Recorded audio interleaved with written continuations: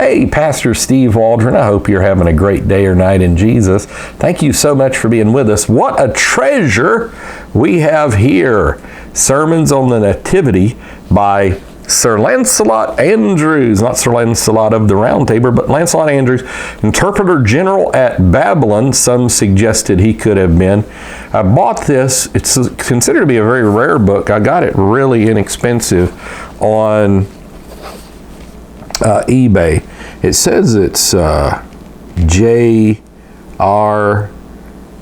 McPherson. I can't read. 1963. It's put out by Baker Bookhouse originally in 1955. It's got a preface, and then it's got a listing of all the sermons, and then I'll show you a lot of room to write, which I probably won't write much in here, even though I do in a lot of older books like this. Because, okay, so Lancelot Andrewes would have been one of the more learned people on the King James Translating Committee, and this just helps us see his theological views. What did Lancelot Andrewes believe? What are the points? So I've been reading some of this, and, fairly not what I thought. I'll just tell you that.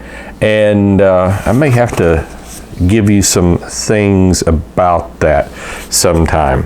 But it's a few hundred pages. Like you wouldn't think, and the print's good, and that smells like a good old book. I feel like I'm at Baker Bookhouse. An index of different scriptures. So before the index, it's right at 300 pages. It's 296 pages. The index, it just feels like a good old book. Let's read about the author a little bit. Lancelot Andrewes was born in London in 1555. He was educated at Merchant Taylor's School in Pembroke Hall, Cambridge. Andrewes was ordained in 1580. In the latter part of Elizabeth's reign, he became chaplain to the Queen and Dean of Westminster.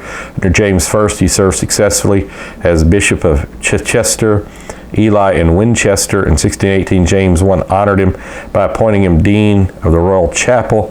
Andrewes died in 1626 at the age of 71. So it just kind of helps you. I'm just going to read a little bit from page 215.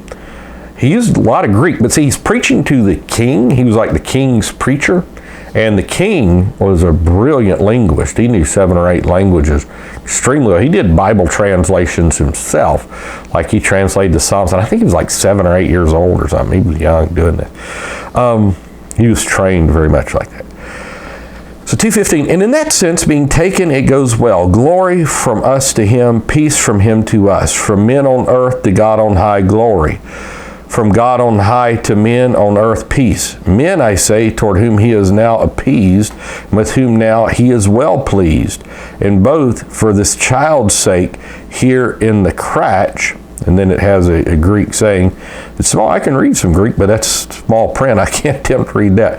In whom he is so absolutely well pleased, as of the fullness of his favor we all receive. God spake it once and twice, once at his baptism, and again at the Holy Mount. This is my beloved Son, in whom I'm well pleased. That's good. And hoc erit signum, that's Latin. This may be a sure sign that he is well pleased with our nature, that he hath in this child taken it and united it to his own, which if he had not been highly well pleased, he would never have done. What greater goodwill can there be than this? It passeth the greatest, even that of marriage, union of nature, unity, person, the word O, the letter O. So, this is just phenomenal. I would love to just sit and read this entire book. I think I'd probably learn something, and maybe more than something.